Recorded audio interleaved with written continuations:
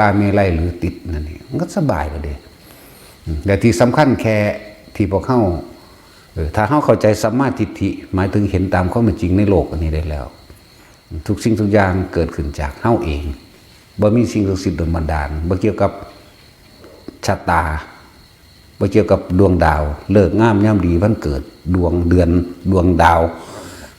บ่เกี่ยวกับพระอินทร์พระพรหมสิมาโดนบันดาลอย่างใดก็เลยเอ่นว่าเฮาเห็นตามความเป็นจริงเห็นโดยธรรมคือความจริงกระทำกรรมสิ่งใดไว้ย่อมได้รับผลของกรรมนั้นสืบไป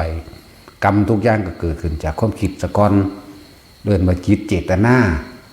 เมื่อจิตเจตนาในความอยากใดอยากดีมีเป็นก็เกิดอารมณ์ในความพึงพอใจแต่ว่าในความพึงพอใจนี่บัดเฮาก็ใช้ชีวิตแบบว่าไม่เบียดเบียนทำร้ายให้ผู้ใดผู้หนึ่งเสียชีวิตและทรัพย์สินโดยค้นสะก่อนนี่คือพวกยังมีครอบครัวมีผัวมีเมียมีเลี้ยงชีพ